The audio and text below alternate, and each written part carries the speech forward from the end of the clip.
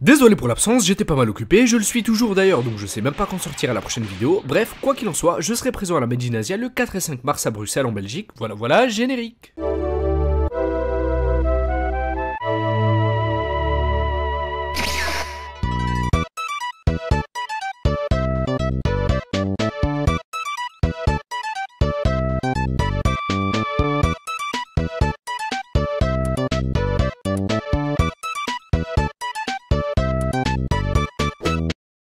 Hey, what's up YouTube, c'est Gaki, j'espère que vous allez bien parce qu'aujourd'hui on parle du 6ème film de Dragon Ball Z. C'est parti pour le résumé des familles.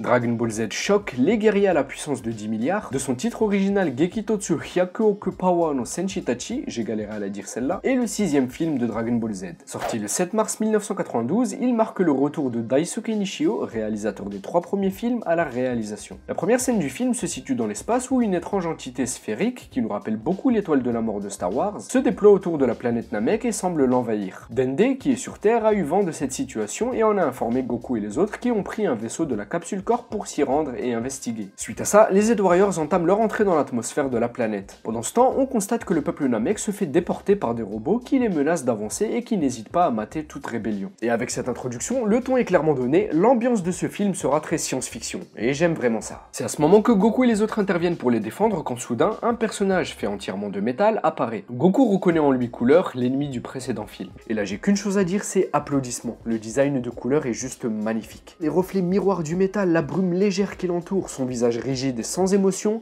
bref, comme on dit, on est totalement dans de la SF et c'est très bon. Goku s'étonne car il pensait avoir tué Cooler, mais Cooler lui explique qu'il a survécu grâce à la technologie avancée de ce qu'il appelle le Big Gede Star. Suite à ça, la confrontation débute. Piccolo a clairement été l'homme de la situation en dirigeant le combat contre les androïdes, bien que Gohan et Krillin aient fini par se faire capturer. Au même moment, Goku et Cooler réalisent un combat de permutation, mais Cooler se révèle être plus puissant et plus résistant que prévu, ce qui oblige Goku à se transformer en Super Saiyajin. Pendant ce temps, Piccolo, qui en a marre de cette situation, détruit l'ensemble des androïdes qui l'attaquent d'une simple libération de Ki. Donc depuis le début, il aurait pu tous les buter juste en libérant du Ki en évitant à Krillin et Gohan de se faire capturer, mais il les a affrontés au corps à corps et un par un jusque maintenant.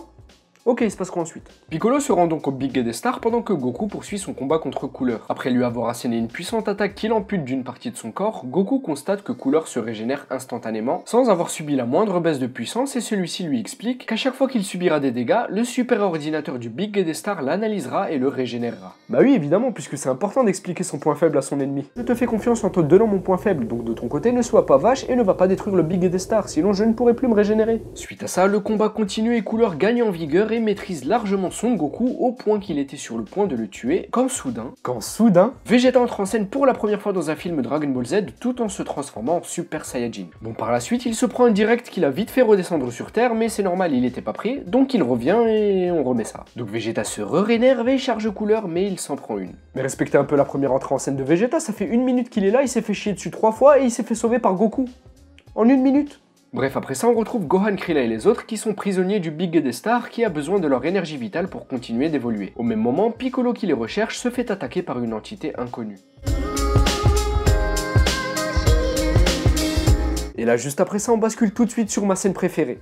Oui, je sais, normalement c'est en fin de vidéo que je donne ça, mais c'est ma vidéo. Goku et Vegeta sont désemparés face à Cooler et décident de concentrer toute leur énergie dans une ultime attaque combinée contre lui. Après un somptueux dash qui donne l'impression, de par son animation, que les deux Saiyans frictionnent l'air, ils entrent tous les deux en collision avec Cooler et le détruisent par la même occasion. Suite à ça, Goku et Vegeta sont à bout de force et pensent en avoir fini lorsqu'ils constatent qu'en réalité, le Cooler qu'ils venaient tant bien que mal d'éliminer n'est qu'un androïde parmi des milliers d'autres Metal Cooler qui ont été créés par le Big Gede Star. Les deux Saiyans sont donc contraints de lancer un assaut désespéré face aux androïdes qui finiront par les retenir captifs au sein du Big Gede Star. Big Gede Star dans lequel se trouve le Cooler original qui raconte avoir fusionné avec la puce informatique qui a créé cette étoile. Ce dernier les y attend afin de prélever leur énergie pour alimenter cette entité mécanique qu'il contrôle et grâce à laquelle il parvient à survivre. Et là l'énergie récoltée est faramineuse et Cooler s'en réjouit. En revanche, il n'oublie pas de dire, à voix haute bien sûr, que s'il avait récolté un peu plus d'énergie, ça aurait pu être dangereux. Et donc voilà, deuxième fois dans le film que Cooler raconte un de ses points faibles à ses ennemis. Comme il vient de leur dire que plus d'énergie récoltée serait dangereux, feu, Goku et Vegeta, bonne pomme, ils sont pas bêtes, décident logiquement de forcer en continuant délibérément de donner leur énergie au Big et des Stars afin de la faire imploser. Du coup, tous les Metal Coolers ainsi que toutes les machines contrôlées par Cooler et le Big et des Stars cessent de fonctionner. Et on entre dans la phase finale de leur combat, Piccolo et les autres parviennent à se libérer tandis que le Cooler original lance un ultime assaut pour définitivement éliminer Goku qui est mal en point. Mais fort heureusement, Vegeta intervient pour le libérer, ce qui permet à Son Goku de rassembler ses dernières forces dans une boule d'énergie qu'il utilise pour définitivement vaincre Cooler. Après s'être craché sur Namek, Goku retrouve les Z-Warriors tandis que Vegeta, dans sa capsule, détruit pour de bon la puce du Big et des Stars et tout est bien qui finit bien.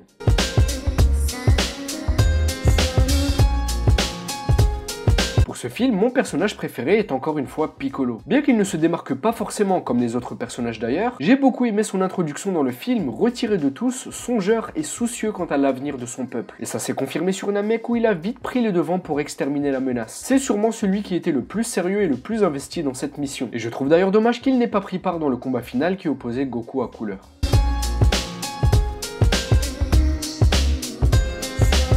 Quant à ma réplique préférée, elle revient évidemment à la première réplique de notre prince Saiyajin qui fait à ce moment son entrée dans l'histoire des films Dragon Ball Z. Saiyajin wo amaku miru na yo. Pour conclure, ce film-ci, c'est dans l'ensemble un très bon film, l'un de mes préférés en termes d'animation, mais surtout d'ambiance intégrée. J'aime particulièrement le début de l'alliance entre Goku et Vegeta qui combattent ensemble, de même que le style qu'on a donné à leur transformation en Super Saiyajin. Dans le même ton, j'aime beaucoup le character design qu'on a donné à Metal Cooler, ainsi que les thèmes qu'il a amené avec lui. Pour moi, les Saiyajins sont des combattants qui parcourent l'univers, et c'est ce qu'illustre ce film, le voyage entamé dans le but de combattre. Dans ce film, on a de la mise en scène, on a de l'immensité, bref, c'est spectaculaire. Juste Cooler, arrête de raconter tes points faibles et c'est parfait. J'espère que cette vidéo t'a plu, si c'est le cas, tu peux la liker et la partager et me dire ce que t'en as pensé en commentaire. Tu peux également t'abonner, quant à nous on se retrouve très bientôt pour la suite de son marathon spécial Dragon Ball Z. Allez, ciao!